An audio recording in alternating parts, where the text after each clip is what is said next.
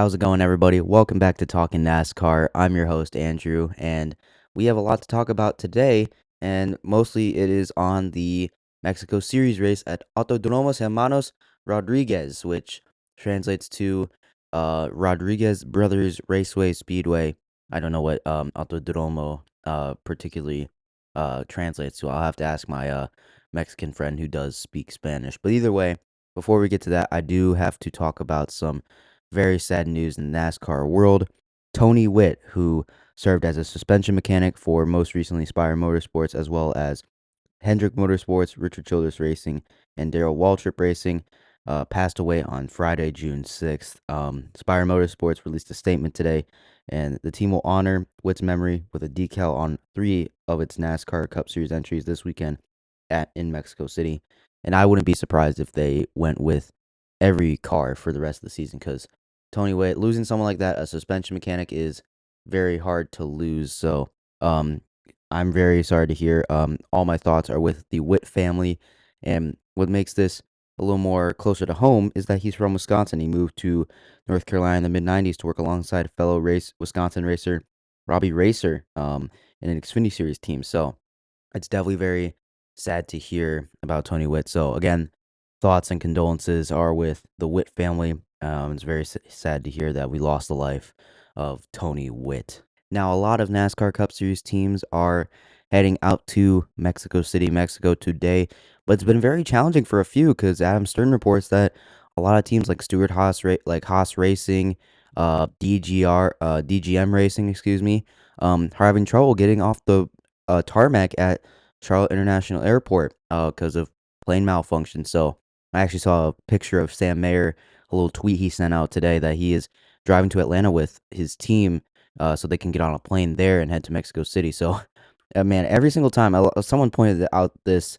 on Twitter as well that they were just finding that in the inaugural running of the Chicago Street Race, rain, like a monumental rainstorm happened that weekend.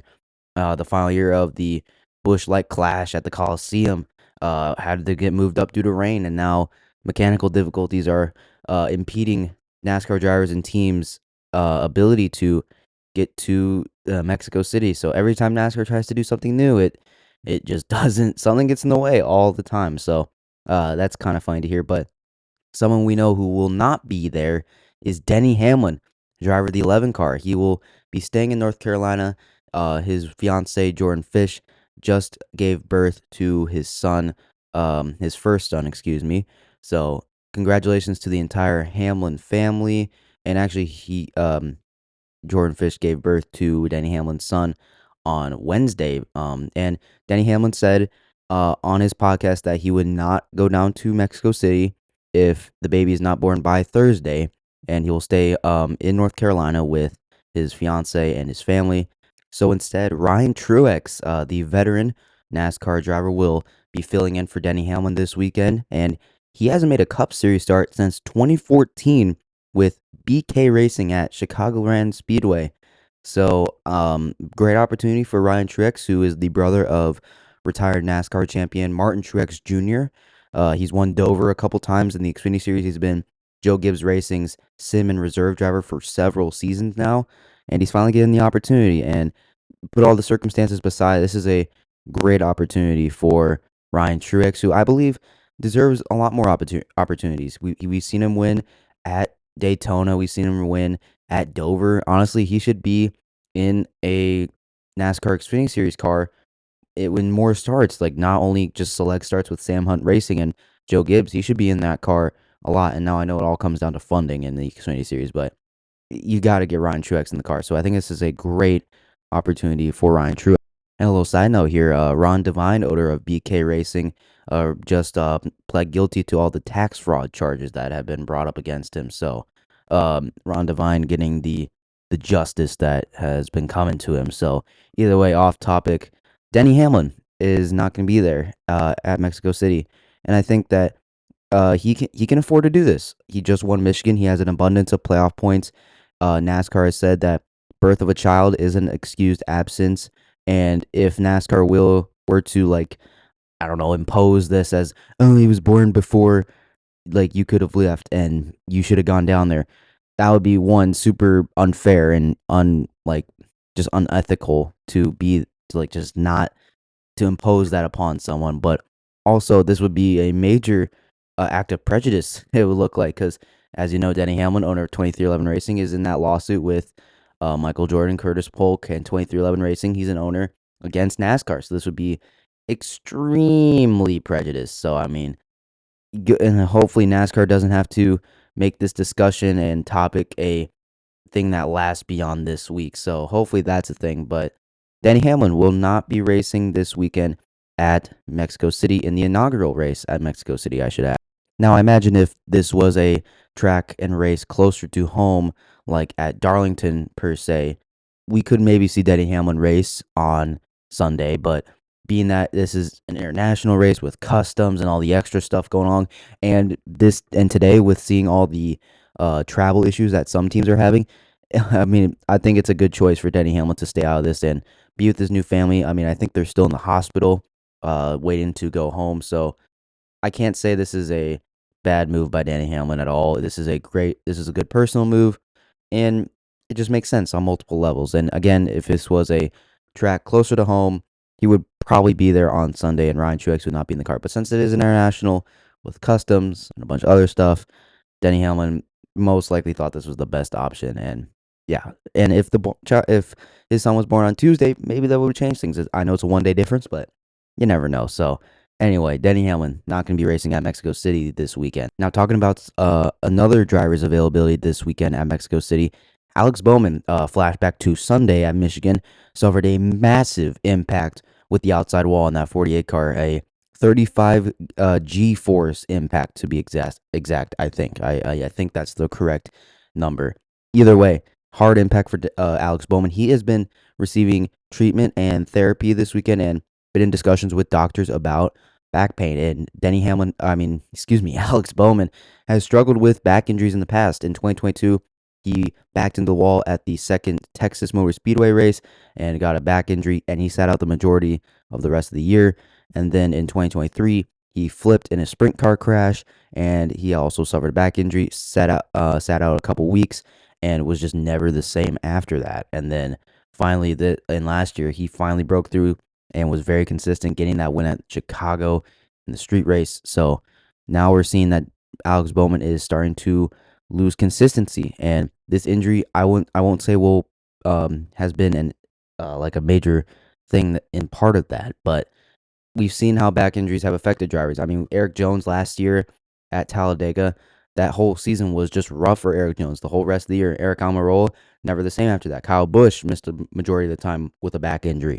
You see where I'm going with this, and Hendrick Motorsports did release a statement saying that Alex Bowman is expected to race this weekend at Mexico City. He is making the trip down there, and he will be running that race on Sunday. But they do have Anthony Alfredo, who is racing in the Xfinity Series race in the number 42 for Young's Motorsport, on standby. He has apparently been the reserve and sim driver for Hendrick Motorsports and has been extensively running and practicing on the sim for this track. So I was not aware that Anthony Alfredo was getting an opportunity at Hendrick Motorsports, but Anthony Alfredo, to his credit, has had some good finishes. Now, they were on super speedways like Daytona and out on Talladega, but either way, Anthony Alfredo has turned heads. At Talladega, he led a bunch of laps. So, I mean, Anthony Alfredo, I think he does deserve it. And now he did run full-time back in 2021 with Front Row Motorsports. It wasn't a great year, but overall, Anthony Alfredo, he's shown that he deserves maybe an opportunity with a big team. In Young's Motorsport this year, he's looked fine. He hasn't looked great, and that team has definitely been running a lot better. And we'll see how Anthony Alfredo does if he does get behind the wheel. But he will be on standby for Alex Bowman this weekend at Mexico City. Now I want to shift gears to another driver, Justin Haley, the driver of the 7 car. And there's been a lot of talk this week, and Dale Earnhardt Jr. on his podcast said it's been an awful season for Justin Haley. And right after that, people have been placing blame on Justin Haley solely, and Dale Earnhardt Jr. didn't place any blame on anybody. He just said it's been an awful season for Justin Haley and that Spire team. Now, he was a highly touted free agent last year because he was running well in the Rick Ware number 51. He was running top 10 at New Hampshire and Bristol. Like, that is crazy for a Rick Ware car. Now looking at Cody Ware, he's running 33rd most weeks and most.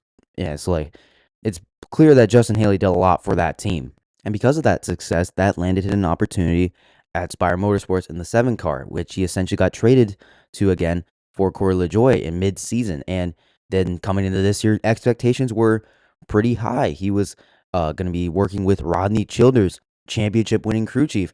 They had a really good start to the year with Cheddar Smith as the engineer, but come to 9 weeks in the season, Rodney Childers suddenly leaves the team. Cheddar Smith gets sent over to Hendrick Motorsports as well. Like Cheddar Smith is just like the whole team has been wiped clean. Even the pit crew is gone. They swapped Kyle Larson's crew for Justin Haley's crew, and I know Hendrick Motorsports is kind of the boss of Spire Motorsports, if you will. Spire Motorsports has a deep alliance with Hendrick Motorsports, but overall, just that entire 17 has been picked clean of all their team assets, and the only guy left there is Justin Haley. And to Justin Haley's credit, it has not been a great year, but sometimes we've seen Justin Haley running up front a little bit more, and I'm looking at it.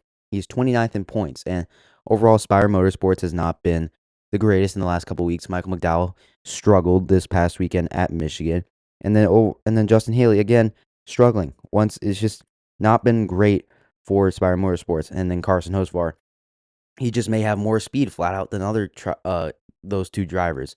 But the other alternative is Spire Motorsports giving everyone an equal cut, an equal slice of the pie, if you know what I mean. And yes, this Gen 7 car is a spec car, and it has the same parts and all that. It's spec parts, but there can be a lot to be determined by how much resources the team puts in.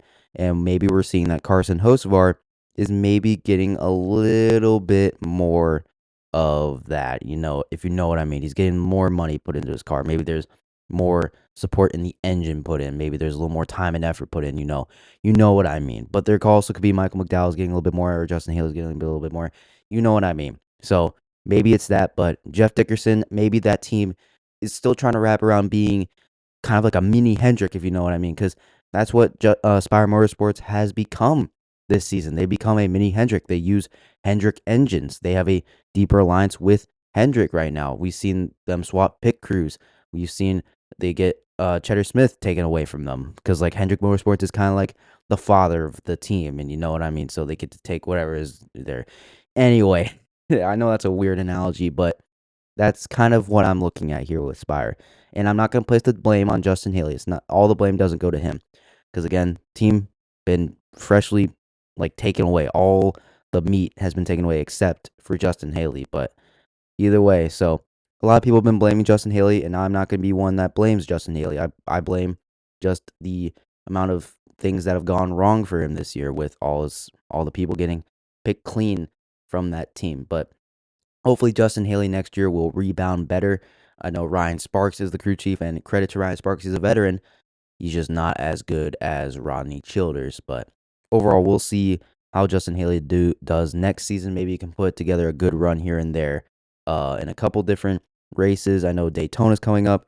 He won at Daytona back in 2020. So maybe Justin Haley can squeak into the playoffs, but you never know. But just a lot of stuff I've seen about Justin Haley, and I feel like that criticism of Justin Haley, not really warranted, if you know what I mean. Now, we're going to shift gears more to the present and what is going on at Mexico City. And there's a couple drivers that I want to highlight, starting with Shane Van Gisbergen, the Australian, the New Zealander. And there's only been one road course race this year, and Shane Van Gisbergen ran 6th.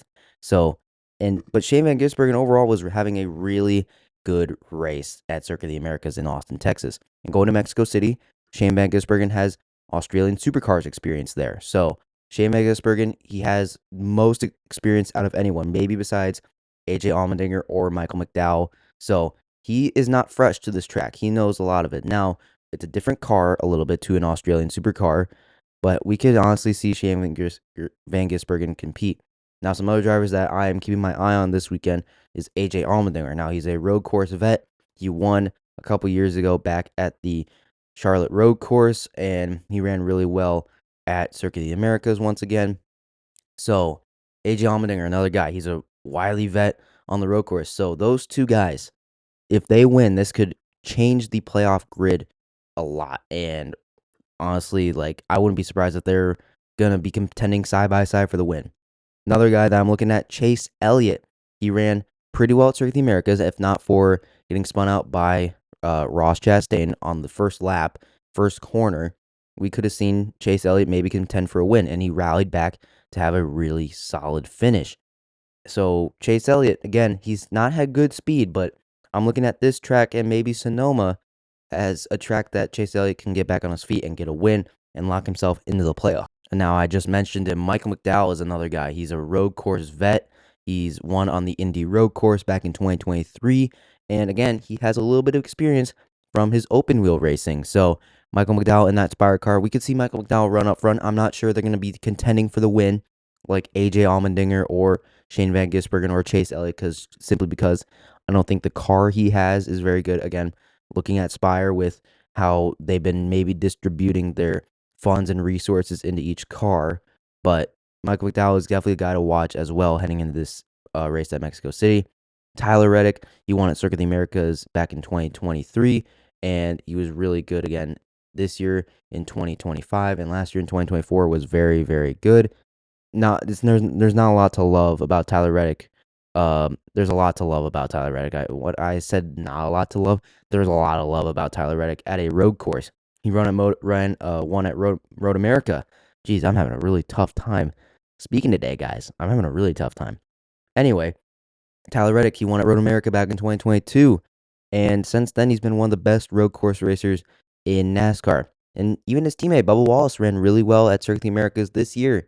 So 2311 Racing stepping it up. You never know. And then finally, the last guy I have my eye on is William Byron. He won last year in 2024 at Circuit of the Americas. And overall, William Byron, he's been so close to wins. I know the mic got really, I got really close to the mic there. I kind of yelled into it. But he's been really close to a win in the last couple weeks. Nashville, Charlotte. He almost won at Darlington. He almost won at Michigan again. So William Byron going to a road course where a lot can happen, a lot of variables, a lot of unknown. We could see William Byron have a really solid finish. And now, again, it's a road course. It's kind of hard to pass there. And I could see track position being a very big thing. So, again, if you start up front, there's a good chance that you're staying there. So, no bad pit stops. You got to execute. Maybe use your pit stop to gain some positions. I think we're going to see pit road and track position be the name of the game at Mexico City at Autodromo Hermanos Rodriguez. Yes, I finally said it. I think I said it correctly, or a little bit better than my last times. But either way, that's all I got for you guys today. A little Mexico City preview. Denny Hamlin sitting out. Alex Bowman is being watched carefully.